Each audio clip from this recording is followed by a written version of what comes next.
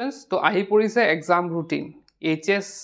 2026 আৰু HSLC 2026 ৰ আহি পৰিছে এক্সাম ৰুটিন এটা এক্সাম ৰুটিন আমাৰ যদি চাওঁ আমাৰ 10 ফেব্ৰুৱাৰীৰ পৰা আছে আমাৰ ক্লাছ 10 সকলৰ আৰু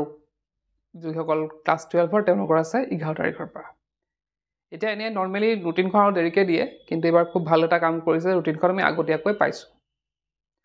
এটা কথাটো হ'ল যে ৰুটিনখন পোৱাৰ পিছত আমাৰ কৰণীয় কি বা আমি কি কৰিব লাগে কি আমি কৰা উচিত ৰুটিনখন পোৱাৰ পিছতে প্ৰথম কামটো কৰিবলগীয়া হৈছে যে ৰুটিনখন মোবাইলত নথৈ তোমালোকে পাৰিলে প্ৰিন্ট আউট কৰি লোৱা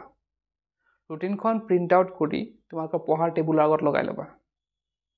কিহৰ কাৰণে কৈছো কথাটো যে বহু সময় দেখা যায় যে তেওঁলোকৰ পঢ়াৰ টেবুলত বহাই হয় কিন্তু পঢ়িবলৈ মন নাযায় বা পঢ়াৰ সময়ত তেওঁলোকে বেলেগ কথা চিন্তা কৰে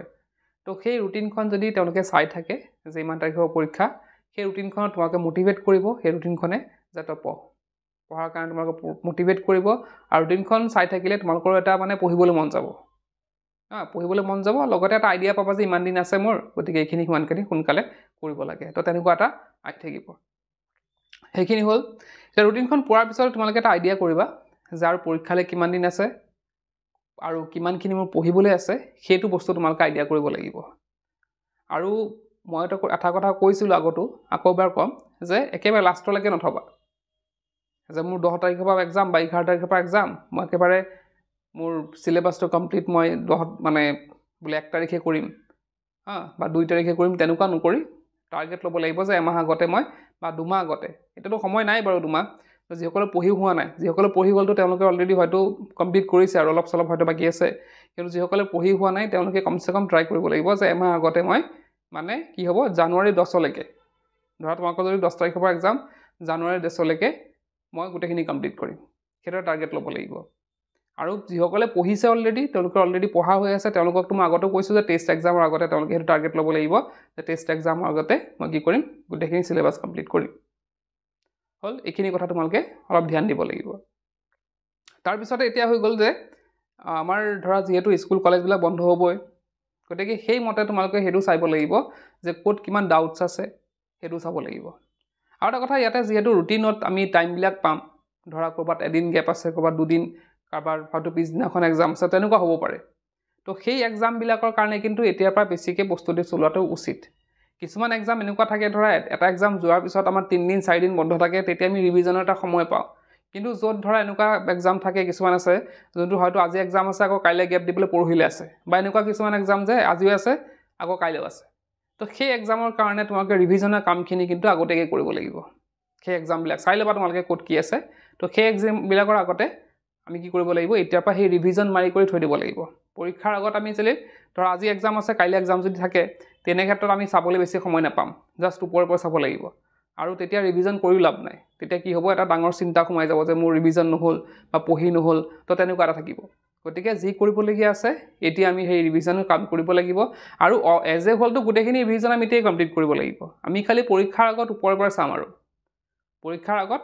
যদি 2 দিন গেপ আছে আমি সেই 2 দিন গেপত অলপকৈ চাম কোনবিলাকত ডাউটছ আছে সেইখিনি অলপ চাম ডাউটখিনি আৰু এটা কথা ইয়াতে ডাউট যোনবিলাক আছে কি মানে যি ছাবজেক্টত ডাউটছ আছে সেই ডাউটছবিলাক কিন্তু এতিয়া ক্লিয়াৰ কৰিব লাগিব পিছত আমি পৰীক্ষাৰ আগত ক্লিয়াৰ কৰিম সেইটো নহয় আমি পৰীক্ষাৰ আগত সেইখিনি পলিশ কৰিম প্ৰথমতে আমি ডাউটখিনি ক্লিয়াৰ কৰিলোঁ এতিয়াই পৰীক্ষাৰ আগত আমি সেইখিনি অলপ চাম যে ডাউটখিনি মোৰ ক্লিয়াৰ হৈছে হয় কিন্তু এবাৰ ওপৰৰ পৰা চাই যাব লাগিব তো তেনেকুৱা মেথডবিলাক তোমালোকে এপ্লাই কৰিব লাগিব পৰীক্ষাৰ ৰুটিনখন পোৱা মানে পৰীক্ষাৰ প্ৰস্তুতি কিন্তু আৰম্ভ কৰিবলৈ হৈছে বহুতে সেইটো ভাবি থাকে যে পৰীক্ষাৰ ৰুটিনখন দিলে মই পঢ়িম বহুত পঢ়িবলৈ মন বহিব তো এতিয়া সেইটো কাৰণে পৰীক্ষাত মন বহাৰ সময় এতিয়া হৈছে পৰীক্ষাত মন বহাৰ সময় এতিয়া আৰু বেলেগ কাম কৰা কিন্তু সময় নাই বেলেগ ক'ৰবাত যাম ক'ৰবাত বেলেগ কিবা চাম বেলেগ কিবা ফুৰিবলৈ যাম তো সেইবিলাক কথা এতিয়া কিন্তু কৈ লাভ নাই এতিয়া তুমিও কৈ লাভ নাই বা তোমাৰ ঘৰৰ মানুহো কৈ লাভ নাই